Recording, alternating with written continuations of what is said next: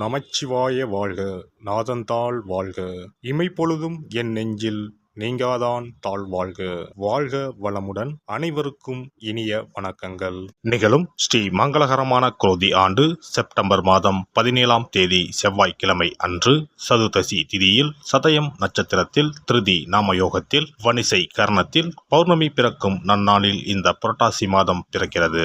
இம்மாத கிரகநிலை என எடுத்துக்கொண்டால் ரிஷபராசியில் குரு பகவானும், மிதுன ராசியில் செவ்வாய் பகவானும், சிம்ம ராசியில் புதன் பகவானும், கன்னி ராசியில் சூரியன், சுக்கிரன், கேது பகவானும், கும்பராசியில் சனி பகவானும், மீனராசியில் ராகு பகவானும் உள்ளனர். இம்மாத கிரகப்பெயர்ச்சி என எடுத்துக்கொண்டால் புரட்டாசி மாதம் 3ஆம் தேதி புதன் பகவான் கன்னி ராசியில் உச்சம் பெறுகிறார். புரட்டாசி மாதம் 3ஆம் தேதி சுக்கிர பகவான் துலாம் ராசிக்கு இடப்பெயர்ச்சியாகிறார். புரட்டாசி மாதம் 20ஆம் தேதி புதன் பகவான் துலாம் ராசிக்கு பயிற்சியாகிறார். புரட்டாசி மாதம் 28ஆம் தேதி சுக்கிர பகவான் துலாம் ராசியில் இருந்து விருச்சிக ராசிக்கு பயிற்சியாகிறார். புரட்டாசி மாதம் 29ஆம் தேதி குரு பகவான் ரிஷப ராசியில் வக்ரமடைகிறார். இந்த கிரக அமைப்பு மற்றும் பெயர்ச்சியால் உங்கள் வாழ்வில் உண்டாகும் சுபம் மற்றும் அசுப பலன்கள் என்ன என்பதனை இப்பதிவில் விரிவாக காண்போம்.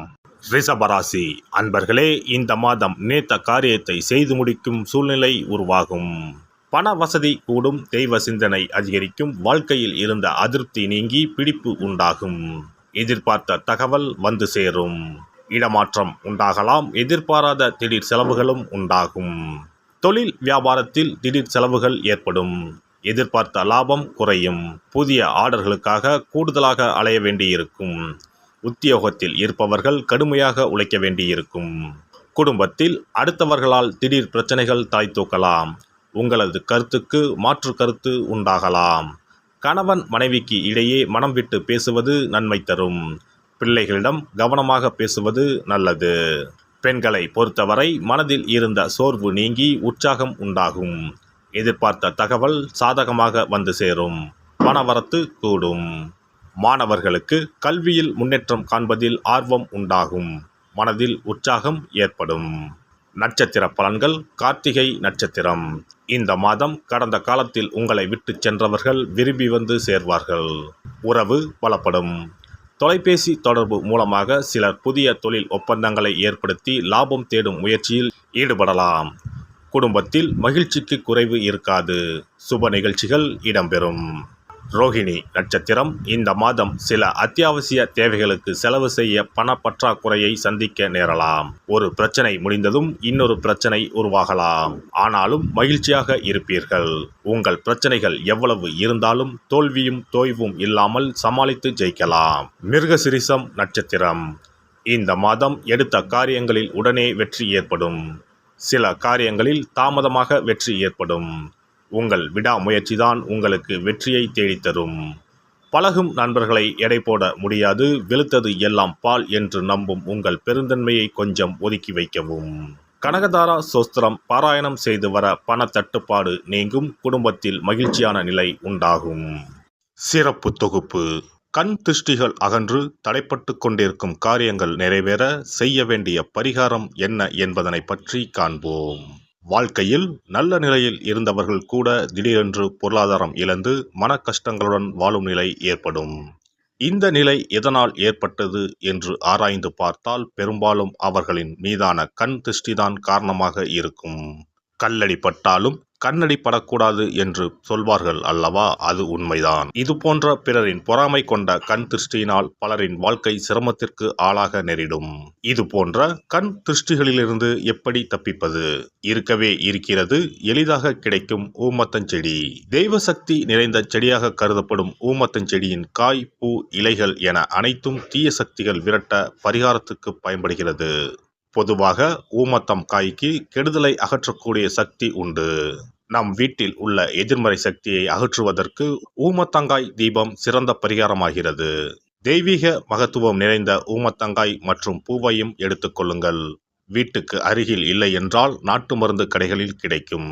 இந்த 2 பொருட்களையும் மஞ்சள் தண்ணீரை கொண்டு நன்றாக கழுவி விடுங்கள். சிறிது நேரம் அவற்றிலுள்ள ஈரம் போக ஆறவிட்டு பிறகு அவற்றை ஒரு மஞ்சள் துணியில் குலதெய்வத்தை வேண்டி ₹1 நாணயத்தோடு சேர்த்து முடிந்து வீட்டின் நிலைப்படியில் கட்டி தொங்க விடுங்கள். இந்த முடிச்சை வெள்ளிக்கிழமை அல்லது ஞாயிற்றுக்கிழமைகளில் தயார் செய்து வாசல் படியில் கட்டுவது சிறப்பு. தினமும் வீட்டில் தீபம் ஏற்றி காண்பிக்கும் போது இந்த முடிச்சுக்கும் காண்பிக்கவும். இதேபோல் ஊமத்தம் இலைகள் கிடைத்தால் அந்த இலைகளை சுத்தமான மஞ்சள் தண்ணீரில் கழுவிவிட்டு அவற்றை கொண்டு வீட்டில் இருக்கும் விநாயகருக்கு திங்கள் கிழமைகளில் தொடர்ந்து அர்ச்சனை செய்து வர வேண்டும். ஊமத்தம் பூவையும் விநாயகருக்கு சூட்டலாம். 3 வாரங்கள் தொடர்ந்து திங்கள் கிழமைகளில் விநாயகருக்கு ஊமத்தை இலையால் அர்ச்சனை செய்து ஊமத்தம் பூவை சூட்டி வழிபட்டால் வீட்டில் உள்ள கெட்ட சக்தி நடமாட்டம் மற்றும் கண் திருஷ்டிகள் தீரும். ஊமத்தம் செடியும் சிவபெருமானுக்கு உகந்த இலை ஆகும். இந்த ஊமத்தங்காய் வைத்து சிவபெருமானுக்கு தீபம் ஏற்றி வழிபடுவதன் மூலம் நமது பிரச்சனைகளில் இருந்து எளிதாக விடுபட முடியும். முதலில் 2 ஊமத்தங்காய்களை எடுத்துக்கொள்ள வேண்டும். அவற்றின் மீது முட்கள் இருப்பதால் மிகவும் கவனமாக கையாள வேண்டும். ஊமத்தங்காயின் காம்பு பகுதிகளை வெட்டி கொண்டு கத்தியை பயன்படுத்தி ஊமத்தங்காயின் உள்ளே இருக்கும் விதை பகுதியை முழுவதுமாக நீக்கிவிட வேண்டும். பின்னர் 2 அகல் விளக்குகள் மற்றும் விளக்கு வைப்பதற்கான 2 தட்டுகளை எடுத்து சுத்தம் செய்து அவற்றிற்கு மஞ்சள் குங்குமம் போட்டு வைத்துக் கொள்ள வேண்டும். பின்னர் 2 தட்டின் மீதும் ஒவ்வொரு அகல் விளக்கை வைத்துக் கொள்ள வேண்டும். அதன் பிறகு எப்போதும் பூஜை செய்வதற்கு வைப்பது போன்ற வெத்தலைப்பாக்கு, பழம் போன்றவற்றை வைத்துவிட்டு 2 விளக்குகளையும் ஏற்றி சிவபெருமானை மனதார வேண்டிக் கொள்ள வேண்டும்.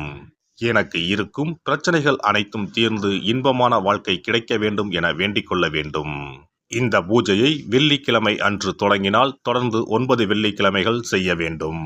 ஊமத்தங்காயின் மீது எவ்வாறு முட்கள் இருக்கிறதோ அதுபோல நமது வாழ்க்கையில் இருக்கும் முட்கள் போன்ற பிரச்சனைகளை அவை தீர்த்து வைக்கின்றன.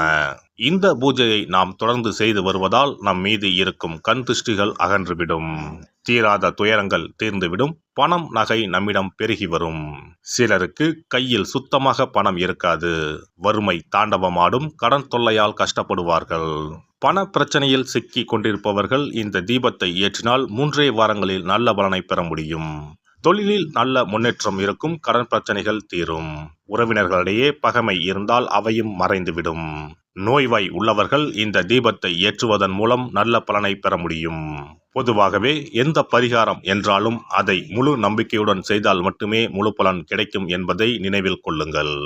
எல்லாம் வல்ல இறையருளால் நீங்களும் உங்கள் அன்பு குடும்பமும் உடல் நலம், நீலாயுள், நிறை செல்வம், உயர் புகழ், மெய்ஞானம் ஓங்கி வாழ்க வளமுடன்.